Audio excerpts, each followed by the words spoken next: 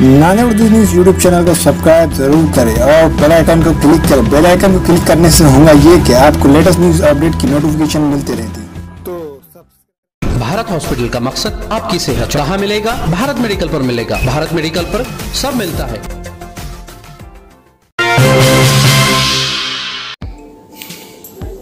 अस्सलाम वालेकुम नाज़रीन, नांदेड़ उर्दू न्यूज़ में आपका इस्तकबाल है। चले जानते हैं आज की खबर। हने गांव में वंचित बहुजन आघाड़ी और एमआईएम और भारी भोजन का एक जलते आम का इनेकाद अमल में आया। इस जलसे में नांदेड़ लोकसभा के उम्मीदवार डॉक्टर यशपाल भिंगे की तशरीह की गई।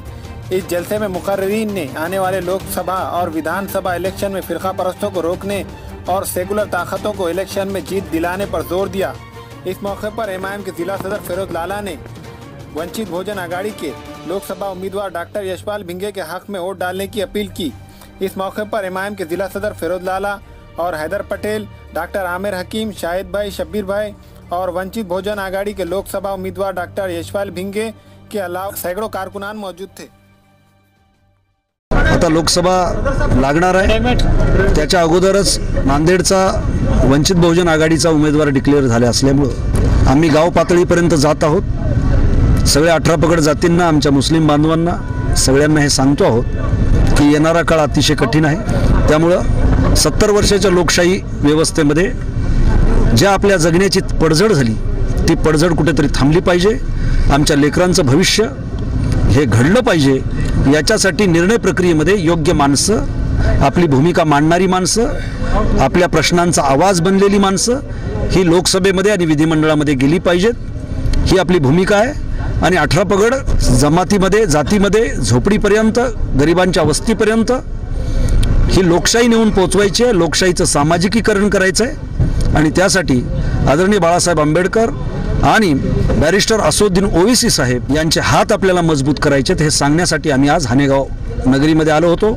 माझ्यासोबत एमआईएमचे जिल्हाध्यक्ष आमचे बंधू फिरोजभाई लाला आहेत। या ठिकाणी वंचित बहुजन आघाडीचे जिल्हाध्यक्ष शिवाजी गेडेवाड आहेत। भारी बहुजन महासंघाचे जिल्हाध्यक्ष डॉक्टर कुरे साहेब आहेत। या सगळ्यांनी मिळून एकत्रित येऊन आम्ही ही भूमिका इथे लोकांच्या पुढे मांडली आणि त्याला खूप चांगला प्रतिसाद या ठिकाणी लोकांनी दिला। निश्चितपणाने नांदेडमध्ये राजकीय परिवर्तन लोकसभेपासून होईल याची आम्हाला खात्री है। भिंगे सर, ये कांग्रेस जो है बार बार कह रही है कि चर्चा जारी है।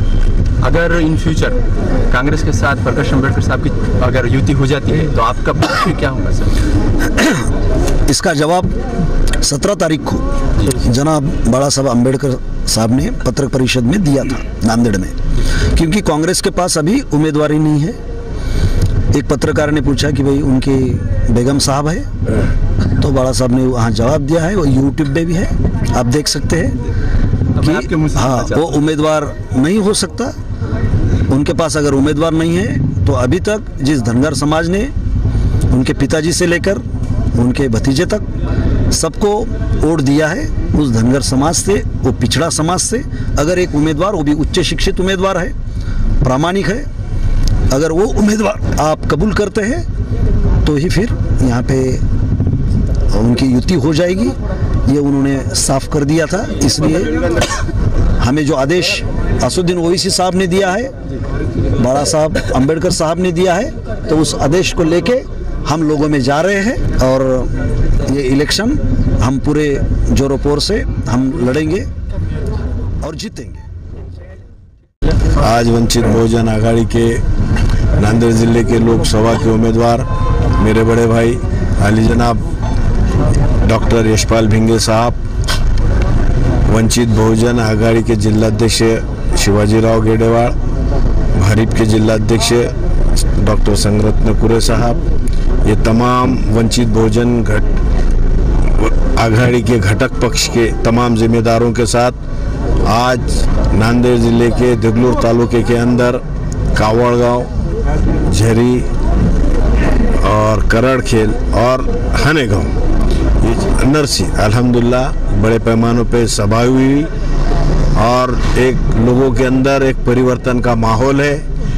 इंशाअल्लाह ताला अल्लाह रब्बुल इज़्ज़त के ज़ात से उम्मीद है कि नांदेड़ की अवाम 2019 में एक नया इनकलाब लाएंगी और घराने शाही को ख़त्म करके एक सामान्य सामान्य कुटुंब परिवार के उम्मीदवार को यशपाल भिंगे साहब को पार्लियामेंट में इंशाल्लाह भेजाएंगे। कांग्रेस के जो प्रदेश अध्यक्ष अशोक चौहान साहब, उन्होंने जो है पिछले अपने 4 इंटरव्यू में यही बात कही कि एमआईएम जो है एक जातिवादी पक्ष है और हमारा सवाल ही नहीं था कि एमआईएम से पैक्ट होना, मगर प्रकाश अंबेडकर साहब ने जो स्टेटमेंट दी उसके बाद जो है हम ये पहल कर रहे हैं। तो आपकी तरफ से क्या जवाब है साहब?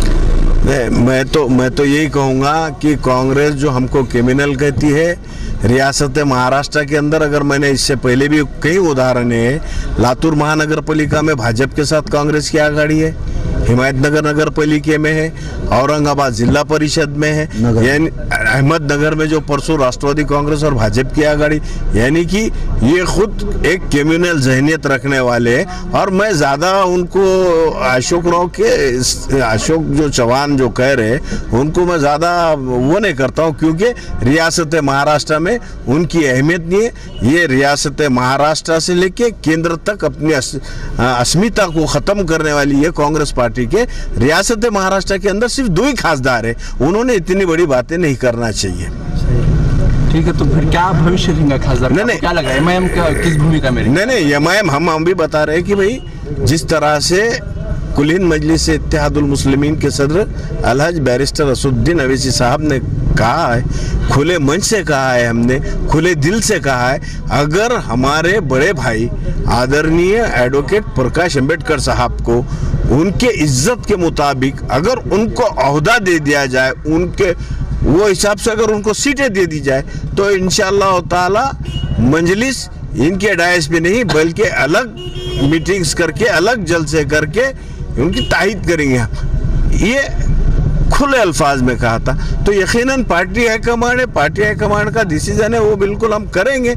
मगर आज सबसे बुरी इस नांदेड़ जिले की हालत तो ऐसी है साहब कि यहाँ पर कांग्रेस को लोकसभा को कैंडिडेट नहीं है। कभी राहुल गांधी को ला लेते हैं, कभी खुद के बीबी को ला लेते हैं। अभी यही समझ में नहीं आ रहा, कांग्रेस का कोई कैंडिडेट डिसाइड नहीं है। प्रकाश अंबेडकर साहब ने गोल पोस्ट ऐसा लगा कि चेंज किया। उन्होंने कहा कि जो है आरएसएस को संविधान के दायरे में अगर लाने का विचार कांग्रेस करती है या भूमिका स्पष्ट करती है तो आगे बात बढ़ेगी। तो क्या लगता है?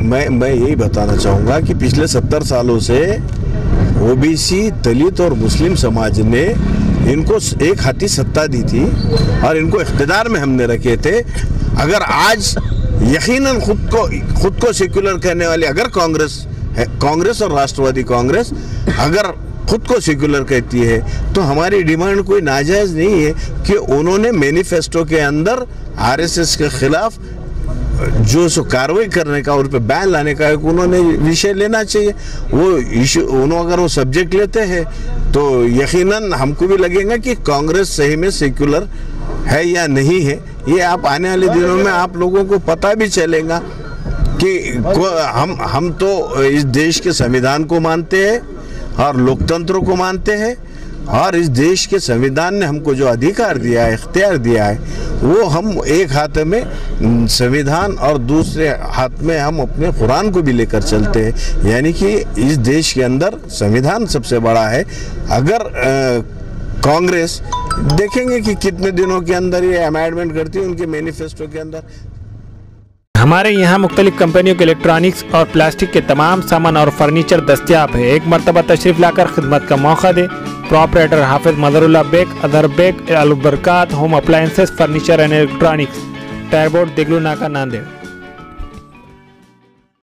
Nanded Urdu news YouTube channel को सब्सक्राइब जरूर करें और बेल आइकन को क्लिक करें। बेल आइकन को क्लिक करने से होगा ये कि आपको लेटेस्ट न्यूज़ अपडेट की नोटिफिकेशन मिलती रहती है, तो सब्सक्राइब करना ना भूलें।